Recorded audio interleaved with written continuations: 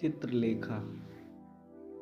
यह उपन्यास भगवती चरण वर्मा जी द्वारा 1934 में प्रकाशित की गई। यह उपन्यास पाप और पुण्य एवं दार्शनिक विचारधारा पर आधारित है। इस उपन्यास में पाप व पुण्य के साथ ही साथ तार्किक दार्शनिक बातें लिखी गई हैं, जो भगवती चरण वर्मा जी के ज्ञान विवेक व उनकी विचारधारा को बताती है। जैसा कि नाम से ही स्पष्ट है, चित्रलेखा अर्थात सुंदर रेखाओं वाली तस्वीर या एक खूबसूरत छवि। इसका अर्थ है कि ऐसी कोई चित्रलेखा जिसे देखने के बाद लोगों के हृदय पर उसकी छाप बन जाए, अर्थात उनके मन में वह भाव उत्पन्न हो जाए जैसा कि पेंटिंग में दिख रहा। तो आइए हम आपको चित्रलेखा कहानी के बारे में विस्तृत विवरण देखते हैं। तो दोस्तों, वीडियो के अंत तक बने रहें। हम आपको चित्रलेखा के बारे में पूरा जानकारी इस वीडियो के माध्यम से अवगत कराएंगे। चित्रलेखा उपन्यास में मुख्य किरदार के रूप में चित्रलेखा नाम की एक नर्तकी है, जिसका पहले प्रेम विवाह हुआ था। उसके बाद उसके पति की मृत्यु हो गई और समाज उसे प्रेम विवाह की वजह से बहिष्कृत कर दिया था। तो वह विधवा स्थिति में इधर उधर भटक रही थी। ऐसे में उसे एक नर्तकी ने पनाह दिया।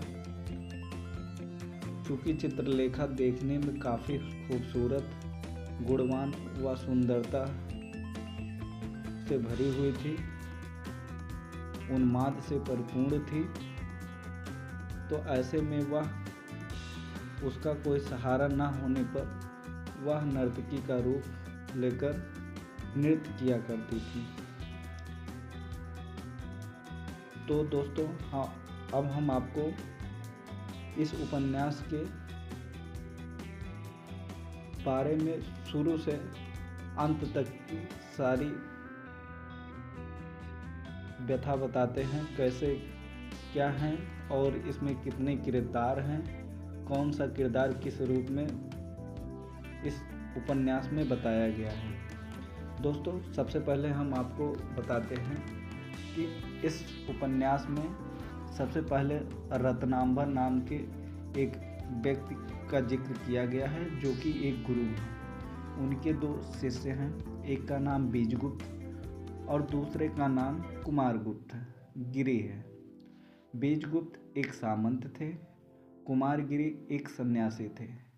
ये रत्नांबर के पूर्व शिष्य थे। वर्तमान में इनके दो शिष्य थे, एक का नाम श्वेतांग था, दूसरे का नाम विशालदेव था। श्वेतांग रत्नांबर से पूछते हैं, गुरुजी, पुण्य क्या है? विशालदेव रत्नांबर से पूछते हैं, गुरुदेव, पाप क्या है? इसका जवाब रत्नांबर के पास ना था। तो उन्होंने कहा कि इसका जवाब जानने के लिए आपको मैं जो कहूँगा उसके अनुसार आप लोगों को करना होगा। ऐसे में श्वेतांग को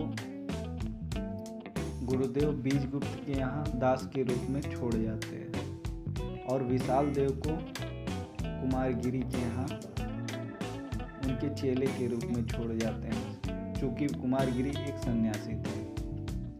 ऐसे में दूसरे तरफ दिखाया जाता है कि चित्रलेखा, जो कि एक नर्तकी थी, वह नृत्य करती है और नृत्य में बीजगुप्त गए हुए होते हैं। वह नृत्य करते करते एकटक बीजगुप्त की तरफ देखने लगती है और उसे ऐसा लगता है कि जैसे उसके पति कृष्णादित्य, जो कि पूर्व में चित्रलेखा के पति थे, बीजगुप्त, उन्हें उसके नज़र में ऐसा ही कुछ दिखा। वह एकटक देखती रहती है। लोग सोचने लगते हैं कि यह बीजगुप्त को इतना देर तक क्यों घूर रही है। ऐसे में उसका ध्यान भटकता है और वह अंदर चली जाती है। बाद में बीजगुप्त जाते हैं और चित्रलेखा से अपने प्यार का इजहार करते हैं। चित्रलेखा उनके प्रस्ताव को ठुकरा देती है और बीजगुप्त उदास होकर वापस चले आते हैं। फिर बाद में चित्रलेखा बार बार नृत्य करती है, किंतु उन्हें बीजगुप्त नजर नहीं आते। ऐसे में वह अपने दासी से बीजगुप्त के पास एक प्रेम पत्र भेजती है, जिससे बाद में बीजगुप्त और चित्रलेखा एक दूसरे के साथ रहने लगते हैं। हर दिन चित्रलेखा नर्तकी करती और सायंकालीन बीजगुप्त के महल में चली जाती, क्योंकि बीजगुप्त एक सामंत थे। दूसरी ओर दिखाया जाता है कि कुमारगिरी, जो कि योगी थे, स्वयं पर विजय पाने का दावा करते हैं और चंद्रगुप्त मौर्य से वह चुनौती कर देते हैं कि उन्होंने ईश्वर को देखा है, ईश्वर को वह लोगों को दिखा सकते हैं। जो कि ऐसे में वह ईश्वर का दिखाने का दावा करते हैं और अपनी सारे तपोविद्या का प्रयोग करके लोगों को गुमराह कर देते हैं।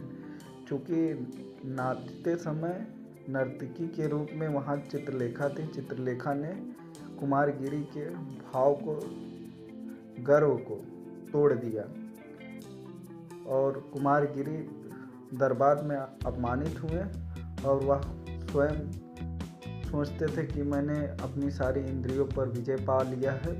तो ऐसे में उन्हें ऐसा लगता है कि वह हारे भी तो किससे हारे, एक नर्तकी थे, तो वह यह अपमान सह नहीं पाते, वह वापस कुटी में चले जाते हैं। पराजय चाणक्य ने किया था और चित्रलेखा ने। चित्रलेखा के पराजय से वह बहुत ज़्यादा आहत हुए और वापस कुटी में रहने लगे। बाहरी दुनिया से उनका कोई संबंध नहीं रहा। बाद में दिखाया जाता है कि श्वेतांग जब बीजगुप्त के यहाँ आता है तो बीजगुप्त उसे दास के रूप में ना रखकर अपना छोटा भाई समझता है और चित्रलेखा को रोज शाम को लाने और सुबह ले जाने के लिए रख देते हैं कि बीजगुप्त का कार्य श्वेतांग संभालेगा, वह चित्रलेखा को समय पर लाएगा और ले जाएगा। एक दिन ऐसा होता है कि बीजगुप्त महल में नहीं होते हैं, बाहर गए हुए होते हैं। श्वेतांग चित्रलेखा को लेकर आता है और चित्रलेखा आती है, अंदर बैठती है तो चित्रलेखा मदिरा के लिए उससे आग्रह करती है। श्वेतांग मदिरा पीने से मना करता है क्योंकि चित्रलेखा उसकी स्वामिनी थी। स्वामिनी के सामने वह मदिरा का सेवन नहीं करना चाहता था और ना उसने कभी किया था और मन ही मन वह चित्रलेखा से प्रेम करने लगता है। और जब वह चित्रलेखा से प्रेम का इजहार करता है तो चित्रलेखा उसके प्रेम का उपहास कर देती है। ऐसे में वह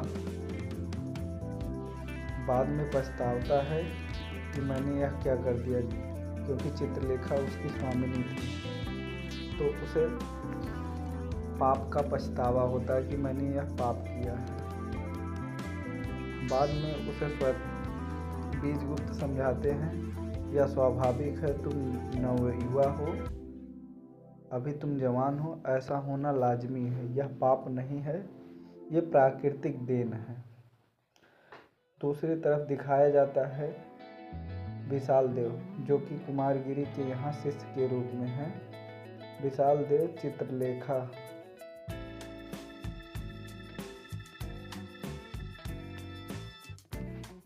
विशाल देव कुमारगिरी के कहे अनुसार ध्यान मग्न करता रहता, वह कुटी में उनकी सहायता किया करता था। समय बीतता गया। कुछ समय के बाद पूरे नगर में चित्रलेखा और बीजगुप्त के प्रेम का परचम फहरा दिया गया। लोग तरह तरह की बातें कहने लगे चित्रलेखा और बीजगुप्त के बारे में। बाद में एक सामंत जिनका नाम मृत्युंजय था, वह अपने यहाँ चित्रलेखा और बीजगुप्त दोनों को भोज के लिए आमंत्रण करते हैं। मृत्युंजय, जिनकी पुत्री का नाम यशोधरा था, वह चित्रलेखा से बहुत ज़्यादा प्रभावित थी, क्योंकि उसने बचपन में चित्रलेखा के नृत्य को देखा था। वह चित्रलेखा जैसे गुणवान थी। गायन व नृत्य उसको आते थे, जो कि चित्रलेखा के प्रभावित होकर उसने सीखा था। चित्रलेखा और बीजगुप्त में अगाध प्रेम था, किंतु चित्रलेखा को कुमारगिरी से बाद में प्यार हो जाता है। जब सबके सामने उसके और बीजगुप्त के रिश्ते की बात होती है तो वह समाज के विपरीत था, क्योंकि बीजगुप्त एक सामंत था और चित्रलेखा एक नर्तकी, तो समाज उसे स्वीकार नहीं करता और वह प्रेम में लीन थी बीजगुप्त के। ऐसे में वह चाहती थी कि अगर मैं बीजगुप्त से दूर नहीं होंगी तो वह यशोधरा से विवाह नहीं कर पाएंगे। इसलिए वह उसके मन में उस समय बीजगुप्त के लिए भी प्रेम जागृत हो गया था, तो वह बीजगुप्त को छोड़कर कुमार योगी के यहाँ चली जाती है और कुमार योगी के यहाँ दीक्षा ग्रहण करने लगती है। किंतु बीजगुप्त यशोधरा को ठुकरा देते हैं, यह कहकर कि वह उनसे यशोधरा से विवाह नहीं करेंगे, क्योंकि वह चित्रलेखा से विवाह करेंगे, क्योंकि चित्रलेखा को वह प्रेम करते हैं। चित्रलेखा को भुलाने के लिए बीजगुप्त काशी भ्रमण करने के लिए निकल जाते हैं। किंतु ऐसे में बीजगुप्त का शिष्य श्वेतांग यशोधरा से प्यार करने लगता है। वह यशोधरा से जाकर कहता है कि हम और बीजगुप्त काशी के लिए जा रहे हैं। तो यशोधरा भी अपने पिता मृत्युंजय से काशी भ्रमण की आग्रह करती है। बीजगुप्त, श्वेतांग, मृत्युंजय और उनकी पुत्री यशोधरा काशी के भ्रमण के लिए निकल जाते हैं। साथ में श्वेतांग, यशोधरा, मृत्युंजय भी जाते हैं। चित्रलेखा प्यार का इजहार कुमारगिरी से करती है और कुमारगिरी चित्रलेखा के प्यार को ठुकरा देते हैं। फिर वह साथ साथ रहते हैं। उसे बाद में चित्रलेखा से प्यार हो जाता है। वह उसके समक्ष अपने प्यार का इजहार करता है, तो चित्रलेखा उसके प्यार को स्वीकार नहीं करती, तो वह जबरदस्ती उसके साथ शारीरिक संबंध बनाने का प्रयत्न करता है। वह चित्रलेखा ऐसे में रुष्ट होकर कुटी छोड़कर जाने लगती है। बाद में कुमारगिरी उसे किसी तरह से मनाकर वापस ले आते हैं और उसके पैर और छूकर उसे कहते हैं कि जब तक वह नहीं रहेगी तब तक उसके साथ किसी भी तरीके का कोई भी दुर्व्यवहार नहीं किया जाएगा। बाद में यशोधरा से शादी की बात कहकर बीजगुप्त कहते हैं कि वह यशोधरा से शादी नहीं करेंगे। बाद में इसी का फायदा उठाकर कुमारगिरी कहते हैं कि वह काशी चले गए हैं और यशोधरा के साथ वह भ्रमण पर निकले हुए हैं और अब वह दोनों की शादी हो गई है। ऐसे में चित्रलेखा से वह झूठे का सहारा लेकर चित्रलेखा के साथ शारीरिक संबंध बना लेते हैं। जब चित्रलेखा को सच्चाई का पता चलता है तो वह रुष्ट होकर कुटी छोड़कर वापस अपने भवन चली जाती है। श्वेतांग और बीजगुप्त दोनों को यशोधरा से प्यार हुआ। श्वेतांग बीजगुप्त से उसकी शादी के लिए भेजा, उसके पिता नहीं माने। गरी मृत्युंजय ने कहा कि वह श्वेतांग से अपनी पुत्री का विवाह नहीं करेंगे क्योंकि श्वेतांग एक गरीब व्यक्ति है, वह उसे अपनी बेटी नहीं दे सकते। तो ऐसे में बीजगुप्त कहते हैं आज के बाद श्वेतांग हमारा वारिस होगा, मैं उसे गोद ले रहा हूँ। शादी के उपरांत वह भिखारी नहीं रहेगा। मैं शादी के पहले ही उसे अपनी सारी संपत्ति दान में दे दूंगा। शादी के उपरांत बीजगुप्त भिखारी बनकर घर छोड़ दिए। चित्रलेखा भी अपवित्र होने की वजह से सामने नहीं आ रही थी। वह एक रात अपने घर बीजगुप्त को रोककर अपना सब कुछ उसे देने को कही। फिर वह कह रही थी मैं यह सब दान करके मैं भी आपके साथ चलूँगी। कुमारगिरी ने बीजगुप्त ने कहा कि मैं एक भिखारी हूँ, भिखारी के साथ जाना उचित नहीं है। ऐसे में चित्रलेखा ने भी अपनी सारी संपत्ति दान करके एक भिखारी के रूप में अपने घर से निकल जाती है और यहीं पर यह पाठ खत्म हो जाता है। चित्रलेखा व बीजगुप्त का प्रेम अमर हो जाता है। दोनों भिखारी के रूप में नगर छोड़कर चले जाते हैं।